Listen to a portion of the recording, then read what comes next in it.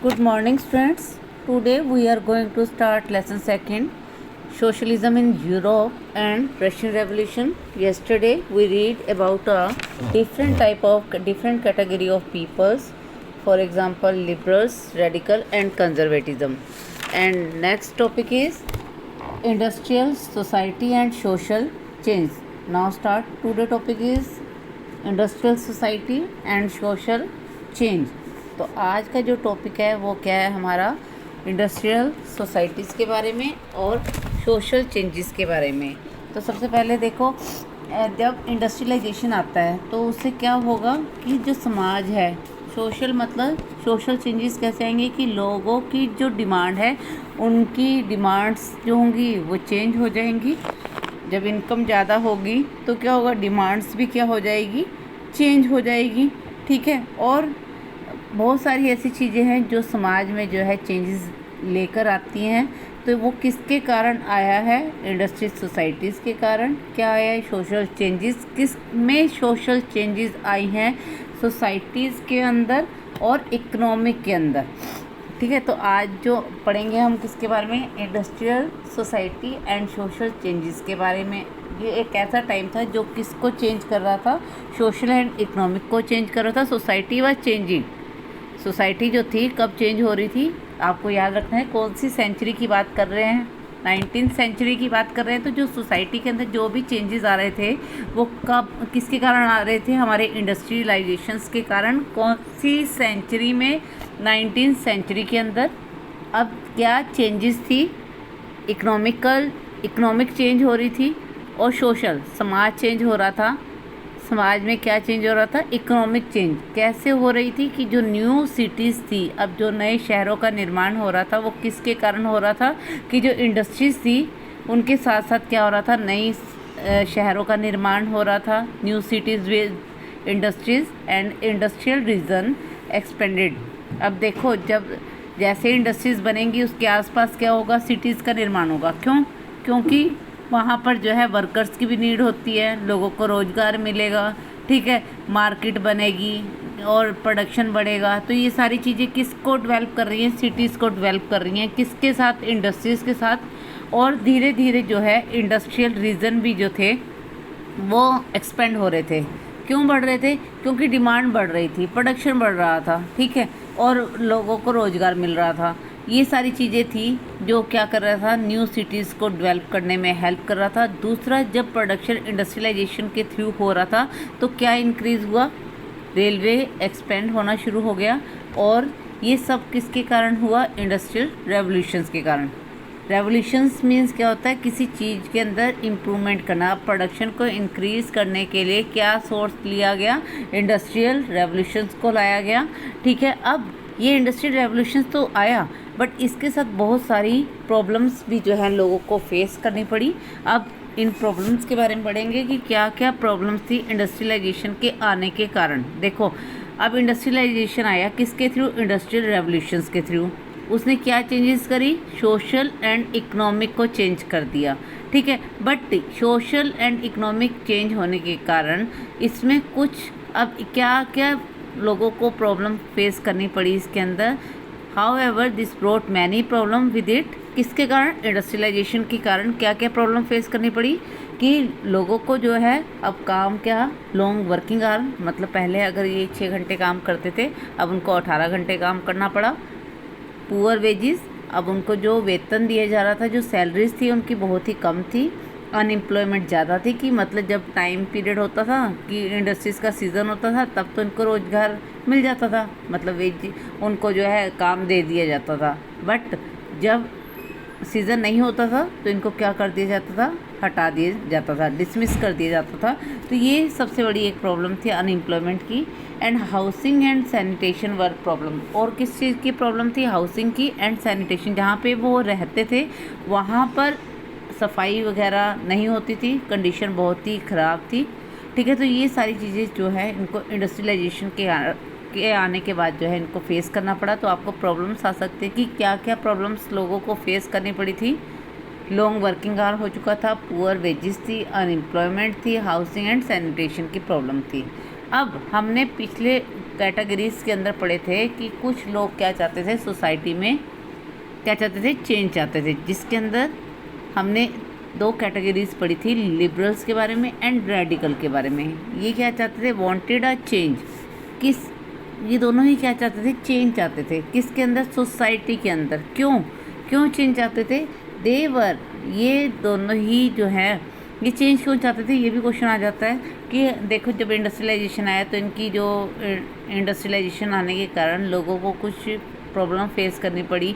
उसके बाद जो है रेडिकल और लिबरल्स ये दोनों चेंज चाहते थे। क्योंकि दोनों जो रेडिकल थे और जो लिबरल्स थे ये दोनों ही प्रॉपर्टी ओनर्स भी थे और एम्प्लॉयर्स भी थे, मतलब कि थोड़े से मिडिल क्लास के भी थे इसके अंदर, और कुछ जो है इंडस्ट्रीज़ के अंदर काम भी कर रहे थे। अब इंडस्ट्रीज़ के अंदर जो काम कर रहे थे उनको ये प्रॉब्लम फेस करनी पड़ रही थी कि लंबे समय तक काम करना पड़ रहा था, लॉन्ग वर्किंग आवर्स था, पुअर वेजेस थी। तो वो ये सभी जो चाहते थे, इनमें से ये सभी जो जितने भी एम्प्लॉयर्स थे ये किससे बिलोंग करते थे, रेडिकल या लिबरल से। तो इसलिए ये क्या चाहते थे, अपनी कंडीशन को इम्प्रूव करना चाहते थे। तो इसलिए क्या चाहते थे, सोसाइटी में चेंज चाहते थे। तो लिबरल्स एंड रेडिकल्स जो थे वो खुद ही क्या थे, एक प्रॉपर्टी मैन से, इंडिविजुअल इनकी अपनी प्रॉपर्टी थी, ठीक है। और दूसरा ये क्या थे, एम्प्लॉयर्स भी थे, प्रॉपर्टी ओनर्स भी थे और एम्प्लॉयर्स भी थे। वो कहते हैं कि उन्होंने जो है made their wealth through trade, मतलब उन्होंने जो भी पैसा कमाया है वो किसके थ्रू कमाया है, ट्रेड के थ्रू और इंडस्ट्री वेंचर्स के थ्रू, ठीक है। इसलिए वो क्या चाहते थे, एनकरेज करना चाहते थे कि वो ज़्यादा से ज़्यादा जो पैसा है वो किसके थ्रू कमा सकते हैं, वर्कर्स के थ्रू कमा सकते हैं। तो इसलिए वर्कर्स को क्या होना ज़रूरी है, हेल्दी पॉपुलेशन होगी तभी तो वो काम कर पाएगी, एंड एजुकेशन होना चाहिए, जिससे वो क्या कर सकते हैं, ग्रेट प्रॉफिट कमा सकते हैं, किनसे, इन वर्कर्स के थ्रू। तो इसलिए वो क्या चाहते थे, सोसाइटी के अंदर चेंज चाहते थे कि जो सोसाइटी में जो लोग हैं उनके रहने की जगह और सैनिटेशन की जो प्रॉब्लम है उसको सॉल्व कर दिया जाए, ठीक है। उनको ज़्यादा से ज़्यादा जो है एजुकेशन दी जाए, जो वर्किंग आवर्स है उनको थोड़ा कम कर दिया जाए, हेल्थ फैसिलिटीज़ प्रोवाइड की जाए, किसके लिए, प्रॉफिट कमाने के लिए। क्योंकि प्रॉफिट किसके ऊपर डिपेंड था, इन वर्कर्स के ऊपर डिपेंड था। तो वो क्या कहते हैं कि उन्होंने जितना भी पैसा कमाया है, देयर वेल्थ थ्रू, उनकी जो पैसा है किसके थ्रू कमाया है, ट्रेड एंड इंडस्ट्री वेंचर। और ट्रेड एंड इंडस्ट्री वेंचर किसके थ्रू चलता है, वर्कर्स के थ्रू। तो इसलिए वो क्या चाहते हैं कि इनकी हेल्थ में इम्प्रूवमेंट चाहते हैं और इनको एजुकेटेड करना चाहते हैं, किसके लिए, अपने इकोनॉमिक्स को बढ़ाने के लिए। बट इनका अपोज किसने किया है, but they had a problem, एक क्या प्रॉब्लम थी, दे हैड, अब ये इनको एजुकेटेड तो करना चाहते थे, ठीक है, और इनको हेल्दी पर्सन भी बनाना चाहते थे, but they had a problem of old aristocracy and conservatism regimes establish in Europe after 1815। अब क्या हुआ, 1815 के बाद, देखो जैसे जब नेपोलियन डिफीट हुआ, कब, 1815 के अंदर, नेपोलियन आने के बाद जो कंजर्वेटिज्म थे उनको ख़त्म कर दिया गया था, ठीक है। तो यहाँ पर वो कह रहा है कि अब क्या हुआ कि ये जो चाहते थे कि भी ये चेंजेस आनी चाहिए, बट इनको कौन रोक रहा था, अरिस्टोक्रेसी और कंजर्वेटिज्म रेजिम्स। क्योंकि वहाँ पर जो है नेपोलियंस का जो शासन था वो ख़त्म हो चुका था, और दोबारा से क्या हो गई थी, जो गवर्नमेंट आई थी वो कैसी थी, डिक्टेटरशिप में आई थी। तो इनको जो है ये जो समाज के अंदर जो चेंजेस करने के लिए कौन रोक रहा था, अरिस्टोक्रेसी एंड कंजर्वेटिज्म रेजिम्स। और ये कब एस्टेब्लिश हुई थी, आफ्टर 1815 के बाद, ठीक है। अब ये सबको क्लियर होना चाहिए कि कंजर्वेटिज्म रेजिम्स क्या होते हैं, क्या है। कंजर्वेटिज्म जो थे एस्टेब्लिश कब हुए थे, आफ्टर 1815 में, और ये connected with the fall of, कब ये इकट्ठे हुए, जब नेपोलियन हार गया। इसको हराने के लिए जो अलग अलग कंट्रीज़ के जो लोग थे, अरिस्टोक्रेसी थे, और इन लोगों ने जो है मिलकर किसको हराया है, नेपोलियन को हराया। ये हमने फ्रेंच रेवोल्यूशंस के अंदर पढ़ा था। एंड जो रेवोल्यूशनरीज हैं, रेवोल्यूशनरीज मीन्स जो चेंजेस चाहते थे।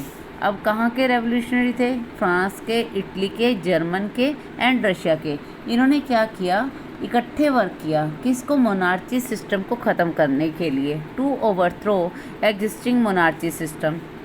दे टॉक टू ऑफ नेशन। अब देखो नेशनलिस्ट कौन है, जो नेशन की बात करते हैं उसको हम क्या कहते हैं, नेशनलिस्ट कहते हैं। और इन्हीं नेशनलिस्ट को हम क्या कहते हैं, रेवोल्यूशनरी कहते हैं। जो देश के लिए बात करें, देश के लिए काम करें, ठीक है, उन्हें हम क्या कहते हैं, रेवोल्यूशनरी या नेशनलिस्ट कहा जाता है। जैसे कि हमारे इंडिया के अंदर जो है नेशनलिस्ट या रेवोल्यूशनरी को, जैसे कि महात्मा गांधी हैं, वो हमेशा किसके बारे में बात करते, देश के बारे में बात करते थे, तो उनको क्या कहा गया है, नेशनलिस्ट कहा गया है। क्यों, वो किसके बारे में बात करते थे, नेशन के बारे में। तो इसी तरह से जो है यूरोप के अंदर जो है जो रेवोल्यूशनरी या जो नेशनलिस्ट थे वो क्या थे, किसके बारे में बात करते हैं, टॉक टू ऑफ नेशन के बारे में। जैसे कि किस चीज़ के सभी लोगों को क्या मिलना चाहिए, इक्वल राइट्स मिलने चाहिए, ठीक है, और इक्वालिटी होनी चाहिए। तो ये सारी और उनकी किस तरह से जो है प्रॉब्लम को सॉल्व किया जाए। तो ये जो नेशन की जो बात करते थे नेशनलिस्ट, किसके बारे में करते थे, इक्वालिटी के बारे में बात करते थे। किसके बीच में इक्वालिटी होनी चाहिए, अमंग सिटीज़न के बीच में। जैसे कि एक मेन करेक्टर, जैसे हमारा इंडिया में मेन करेक्टर क्या थे, नेशनलिस्ट कौन थे, महात्मा गांधी। ऐसे ही यहाँ पर जो है रशिया के अंदर जो है जो नेशनलिस्ट था, मेन करेक्टर इटालियन नेशनलिस्ट था ये, जिसका नाम क्या था, जिप्सी मैज़नी था। क्या नाम था, जिप्सी मैज़नी था। ये कहाँ का था, इटालियन नेशनलिस्ट था। और ये किसके बारे में बात करता था, टॉक टू ऑफ नेशन के बारे में। नेक्स्ट इज, अभी हमने नेशनलिस्ट के बारे में पढ़ लिया है। अब next topic is socialism. Socialism, लिज्म मीन्स क्या होता है, आइडियोलॉजी। किसकी आइडियोलॉजी के बारे में बात कर रहे हैं हम, सोशल, समाज के बारे में। तो जो समाज, जो coming of socialism in Europe, अब किसके बारे में पढ़ेंगे, socialism in Europe. The idea of socialism जो आया मिड 19th सेंचुरी के अंदर, जो आइडिया ऑफ सोशलिज्म है, इससे बहुत सारे लोग, अब सोशलिज्म, समाज के अंदर लोग क्या चाहते थे कि भी उनका वर्किंग आवर जो है कंडीशन को इम्प्रूव किया जाए, जो पुअर वेजेस हैं अच्छी गुड वेजेस उनको दी जाए, अनएम्प्लॉयमेंट को ख़त्म कर दिया जाए, हाउसिंग सैनिटेशन की प्रॉब्लम को सॉल्व कर दी जाए, इक्वालिटी प्रोवाइड की जाए। तो ये सारे ये जो आइडियाज़ थे ये क्या होने लग गए, वाइड स्प्रेड होने लगे। किसके थ्रू, सोशलिज्म के थ्रू। सोशल मतलब समाज की जितनी भी प्रॉब्लम थी वो किसके थ्रू इम्प्रूव की जाने लगी, सोशलिज्म के द्वारा। मतलब उनकी आइडियोलॉजी को जो है लोग फॉलो करने लगे, क्योंकि ये क्या कर रहे थे, लोगों को बता रहे थे कि किस तरह से उनकी कंडीशन जो है ख़राब हो रही है और कैसे उसको इम्प्रूव किया जा सकता है। तो मिड 19th सेंचुरी के अंदर जो आइडिया था, कौन सा आइडिया, सोशलिज्म का, इसने क्या किया, अट्रैक्टेड, किसको, लोगों को अट्रैक्ट किया।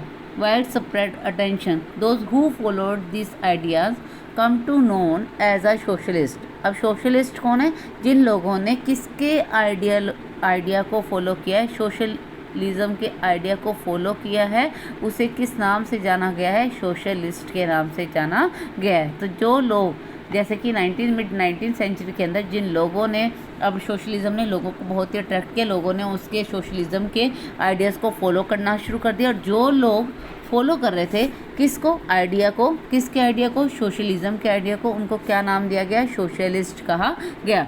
सोशलिस्ट जो थे किसके अगेंस्ट थे, प्राइवेट प्रॉपर्टी के अगेंस्ट थे, ठीक है। दे कंसिडर, वो क्या कहते थे कि जो प्राइवेट प्रॉपर्टी है वो क्या है, एक रूट है प्रॉब्लम का, कहाँ पे, इन द सोसाइटी के अंदर।